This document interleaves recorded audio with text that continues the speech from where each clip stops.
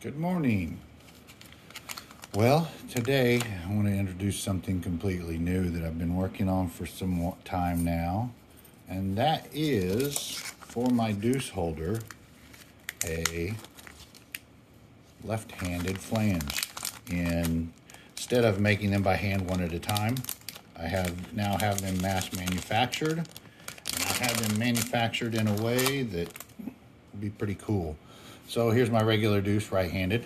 Flange comes out, becomes a straight holder, or now simply, I'm not looking at it correctly. There we go. I've got to get it lined up. There we go. Now a left-hand holder. So it is now a lefty.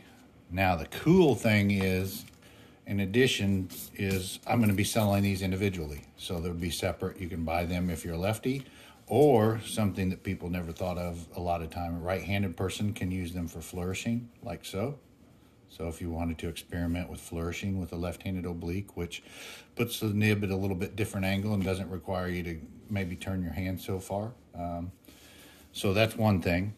But I'll put the right-handed flange back in here so I don't get it all mixed up here in a second. Okay.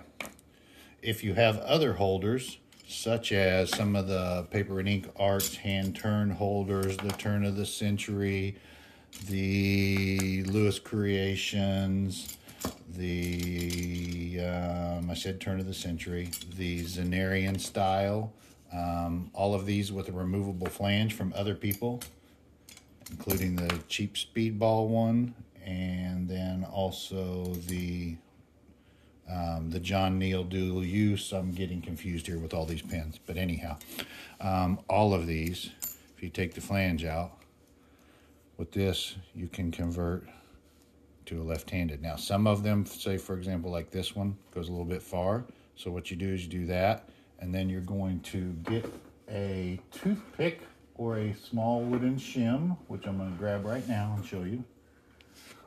And to tighten it up, if you look here in the end, you just stick this toothpick in, shim it out, tighten it up, and then you break it off. And now it's sturdy in there. So there are a few where it is going to be looser, but the toothpick allows you to shim them out. I'll show you what I mean. There you go. There's a left-handed oblique. And again, you can shim it out as well. Any of them. I mean, they're turn of the century. You can see this is the 5/8, which has got the big chunk cut off of it. Works for it as well. And that is one that you will have to shim a little bit because it is loose in there. So there you go. And then you'd break that off, of course, and then that flange is now tight because it's an open pattern instead of just a straight out wing like some of them. So yeah, there's going to be all kinds of possibilities, and I haven't had all the time to sit down and go through which one's which, and this one fits that one, and all of that jazz, but I know that just about any pen holder with a removable flange, my Deuce left-handed flange will work in, as well as my Deuce, which I kind of like better. Everything's made to different, to more tolerant specs and everything on mine. But yep, so there we have it. Left-handed flanges. I'll be adding them to my website this weekend, and you can experiment with like offhand flourishing like I showed if you're a right-hander, or left-handers will now be able to experiment with all kinds of different pens for just, I want to say, I think I'm pricing them at like